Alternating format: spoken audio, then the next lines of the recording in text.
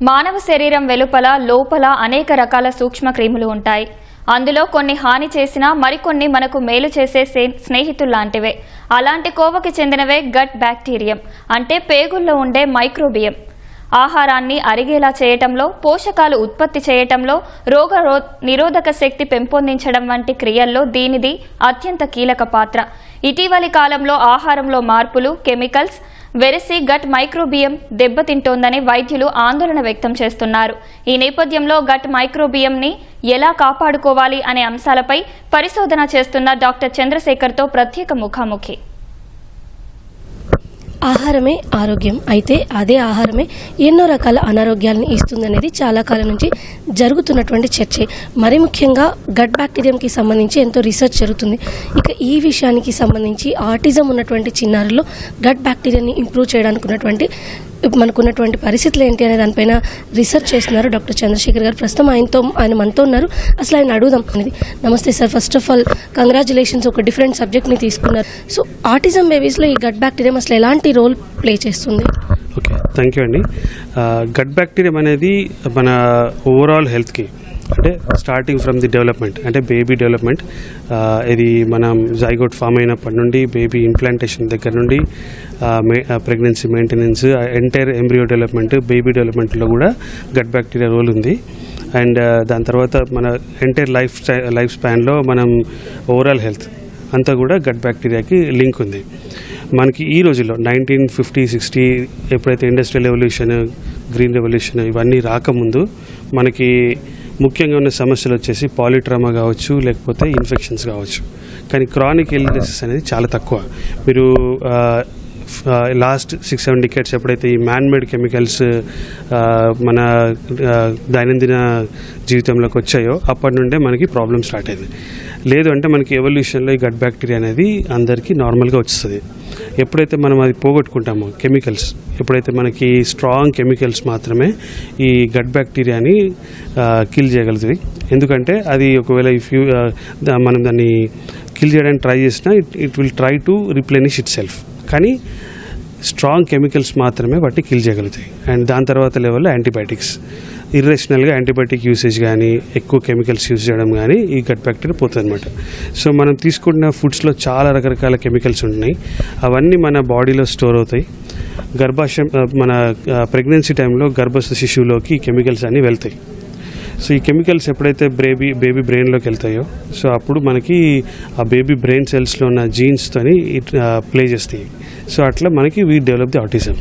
ఈ కెమికల్స్ ఇంకొకటి ఏం చేస్తాయంటే మన ఫస్ట్ 1000 days ఆఫ్ లైఫ్ అంటే మనం గర్భం వచ్చినప్పటి నుండి, అంటే బేబీ అక్కడ ఇంప్లాంట్ అయినప్పటి నుండి, సింగిల్ స్టేజ్ నుండి అక్కడ నుండి మనకి enter baby development time plus దాని తర్వాత ఒక 2 years 1000 daysలో ఈ ఇంటెస్టైనల్ బ్యాక్టీరియా, మన జీర్ణ వ్యవస్థలో ఉండే బ్యాక్టీరియా అనేది డెవలప్ అవుతుంది.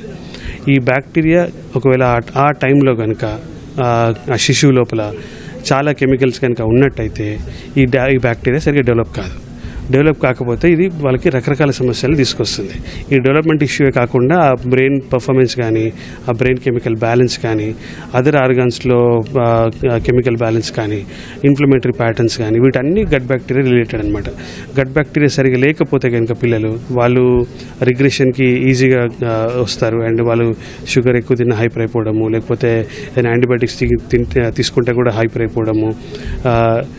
విత్ ఏజ్ ఇప్పుడు గట్ బ్యాక్టీరియా సరిగా లేకపోతే కనుక గట్లో ఒక రకమైన ఇన్ఫ్లమేషన్ ఉంటుంది, కొలైటిస్ అంటాము, లేకపోతే ఇంకా అదర్ రకరకాల ఇన్ఫ్లమేటరీ ప్యాటర్న్స్ అనేది బాడీలో కనిపిస్తాయి. వీళ్ళు ఒక ఏజ్ వచ్చిన తర్వాత ఆ టిష్యూస్ అన్నీ కూడా క్రానిక్ ఇన్ఫ్లమేషన్కి లోన్ అయిపోయి వాటిని ఇర్రిపేరబుల్ స్టేజ్కి వెళ్ళిపోతాయి. అప్పుడు మనం వాళ్ళకి అప్పుడు రీప్లేస్ చేసినా కూడా లాభం లేదు. సో ఎర్లీ ఏజ్లో రీప్లేస్ చేయాల్సి ఉంటుంది. మీరు అసలు ఇప్పుడు ఒక రీసెర్చ్ చేస్తున్నారు గట్ బ్యాక్టీరియం రీప్లేస్మెంట్కి సంబంధించి, అండ్ ఇది ఆటిజం బేబీస్లోనే వర్క్ చేస్తున్నట్టున్నారు. సో మేజర్గా ఈ ప్రాసెస్ ఎలా చేస్తారు? ఒక సాధారణ వ్యక్తి ఈ ఆటిజంకి సంబంధించిన బేబీస్ ఉంటే కనుక ఈ రీప్లేస్మెంట్ చేయించడం పాసిబిలిటీ అవుతుందా? ఎస్. ఇప్పుడు at this point of time ఈ టైంలో అయితే స్టిల్ మనకి గట్ బ్యాక్టీరియా బాగున్న డోనర్స్ ఇంకా still available. 10 years down the line available లేకపోవచ్చు. మనకి గట్ బ్యాక్టీరియం సోర్స్ రెండు సోర్సెస్ ఉన్నాయి. ఒకటి మదర్ వూంబ్, ఆమ్నియోటిక్ ఫ్లూయిడ్ లాంటిది అట్లాంటిది. లేదు అంటే poop, healthy child poop is the best source.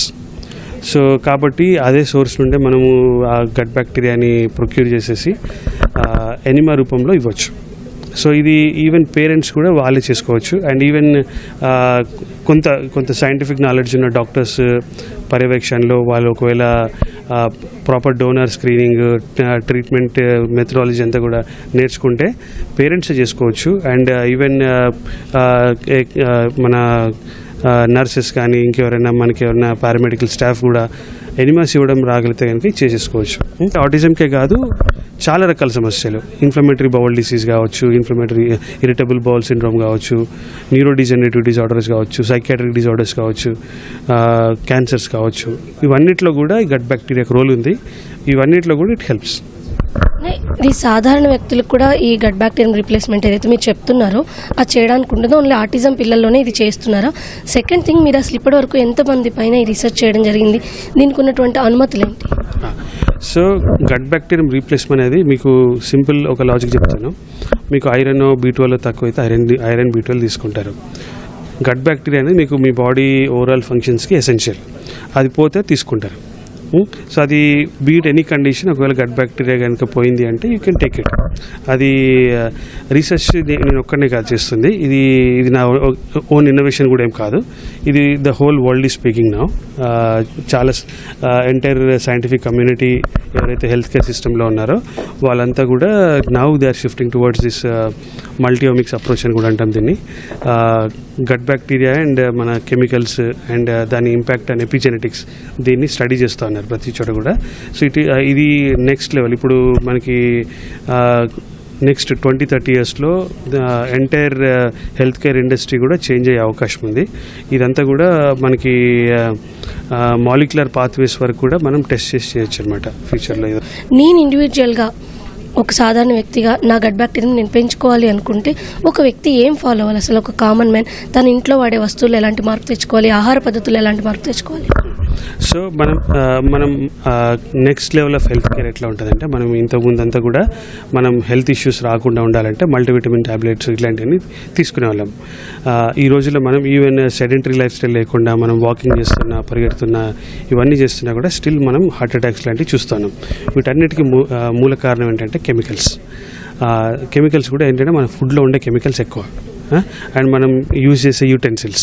ఇప్పుడు మీరు ఫుడ్లో ఉండే కెమికల్స్ వచ్చేసి పెస్టిసైడ్స్, వీడిసైడ్స్, మనము ఇండస్ట్రియల్ కెమికల్స్ వాటర్ బాడీస్లో డంప్ చేస్తున్నంత కూడా మన వాటర్లోకి వస్తుంది. సో ఈ కెమికల్స్ ఆర్ ది రీజన్ మన గట్ బ్యాక్టీరియా పోవడానికి. ఇవి మనము వీటిని రెడ్యూస్ చేయగలిగితే, మనము ఆర్గానిక్ ఫుడ్కి మారగలిగితే, మనము కెమికల్స్ లేకుండా ఎక్కడైతే పండిస్తారో అక్కడ నుండి ప్రొక్యూర్ చేయగలిగితే కనుక, అండ్ వెజిటబుల్స్ మన ఓన్గా వితౌట్ కెమికల్స్ గ్రో చేయగలిగితే అది the best way. And utensils వచ్చేసి అవాయిడ్, మనము అల్యూమినియం వెజల్స్ కానీ, నాన్ స్టిక్ ప్యాన్స్ కానీ ఇట్లాంటివి అవాయిడ్ చేయాలి. అండ్ ఇంట్లో మస్కిటో రిపెలెంట్స్ లాంటివి, ఇంకేదైనా అదర్ కెమికల్స్ ఏదైనా అనుకుంటున్నాము మనం పెస్ట్ కంట్రోల్ కోసం యూజ్ చేసే వాటిని, ఇవన్నీ కెమికల్స్ని అవాయిడ్ చేస్తే కనుక మనం గట్ బ్యాక్టీరియాని కాపాడుకోవచ్చు. సార్, కెమికల్ని మనం అవాయిడ్ చేయడం నిజంగా పాసిబుల్ అయ్యే విషయం, ఎందుకంటే మనకు వాడే హెయిర్ ఆయిల్ నుంచి కాళ్ళ గోళ్ళకి వేసుకునే నెయిల్ పాలిష్ వరకు అన్నిట్లో కెమికల్స్ ఉంటాయి. ప్రతిరోజు వాడే పర్ఫ్యూమ్స్, పౌడర్స్, ఇవన్నిటిని మనం రీప్లేస్ చేయగలమా? అసలు నిజంగా ఇప్పుడున్న సిచ్యువేషన్స్ అవి పాసిబిలిటీ? ఇవి చాలా కెమికల్స్ మనం అవాయిడ్ చేయలేము, ఇంక్లూడింగ్ మన పెస్టిసైడ్స్ కూడా. ఎందుకంటే వాటిని బ్యాన్ కూడా చేయలేము, ఎందుకంటే food security issues, food famines అవన్నీ వచ్చేస్తాయి మళ్ళీ. So at least remove chemicals from your body అనే రెగ్యులర్ బేసిస్. ఇప్పుడు మనం తీసుకుంటాము, దానికి ఎట్లా అంటే మనము ఎట్లా రిమూవ్ చేసుకోవాలంటే there are certain methods. Antioxidant treatments ఉంటాయి, vitamin A, vitamin C, vitamin E, glutathione అని, ఎన్ఎస్టెల్సిస్టిన్ అని, ఇట్లా రకరకాల మెడిసిన్ సప్లిమెంట్స్ ఉన్నాయి which will remove your toxins. So అట్లా బాడీలో నుంచి కెమికల్స్ రిమూవ్ చేసుకోవడం రెగ్యులర్గా చేసుకుంటే మన బాడీలో అక్యుములేట్ కావు. దీన్ని బయో అక్యుములేషన్ ఆఫ్ కెమికల్స్ అంటాము. మరి ఖచ్చితంగా అక్యుములేట్ అవుతూ ఉంటాయి, ఎందుకంటే we are living in that kind of environment. అది ఖచ్చితంగా అక్యుములేట్ అవుతూ ఉంటాయి, మనం వాటిని ఎప్పటికప్పుడు తీసేసుకుంటూ ఉండాలి. నిజంగా ఒక వ్యక్తి ఇంటి దగ్గర మన బాడీలో ఉన్నటువంటి కెమికల్స్ని బయటకు తీసుకెళ్ళడానికి ఏమైనా ఒక రొటీన్ లాంటిది ఉందా? ఫాలో అవ్వడం ఎంతవరకు మంచిది? మనం ఇది చాలా కాన్షియస్గా చేయాల్సి వస్తుంది, ఎందుకంటే ప్రతి ఫుడ్లో ఉంది కెమికల్. సో ప్రతి ఫుడ్లో కెమికల్ ఉంది. అండ్ మనం ఆబ్వియస్గా కనిపించేవి జంక్ ఫుడ్స్ కానీ, లేకపోతే ప్రిజర్వేటివ్స్ కానీ, ఫుడ్ కలర్స్ కానీ, వీటన్నిటిని మనం డైరెక్ట్గా అవాయిడ్ చేయాలి. అంటే ఎనీథింగ్ మనం మన బాడీ సిస్టంలోకి పెడుతున్న వాటిలో మనం చాలా కాన్షియస్గా ఉండాలి. మనకు తెలియకుండా కూడా మన బాడీలోకి వచ్చేస్తూ ఉంటాయి. వాటర్ ద్వారా కానీ ఇంకొక ఎయిర్ ద్వారా కానీ వాటిని మనం తీసేసుకోవాలి. మన బాడీలో ఏదైతే మనము కెమికల్స్ అక్యుములేట్ అవుతున్నా సరే బయటకి ఎట్లా పోవాలా, ఎక్స్క్రీటరీ ఆర్గాన్స్ ఎక్కువ పనిచేయాలి. అంటే స్కిన్ కానీ మన కిడ్నీస్ కానీ వీటన్నిటి నుండి కూడా మనకి చేయాలి. ఎట్లా మనం ఎప్పుడైతే వాటర్ ఎక్కువ తీసుకుంటామో గుడ్ అమౌంట్ ఆఫ్ వాటర్, అప్పుడు కెమికల్స్ అన్నీ కూడా ఫ్లష్ అవుట్ అవుతూ ఉంటాయి. ఎక్కువ సన్కి ఎక్స్పోజ్ అవ్వడము, ఎక్సర్సైజ్ చేయడము, ఇట్లాంటి వాటిలో కూడా మన స్వెట్ ఎక్కువ వస్తుంది, అందులోంచి వెళ్ళిపోతూ ఉంటాయి. సో మనం అట్లా ఈ కొన్ని important things, lifestyle modification అనేది చాలా important. Thank you. Camera person దేవేందర్తో రమ్య, ఈటీవీ న్యూస్, హైదరాబాద్.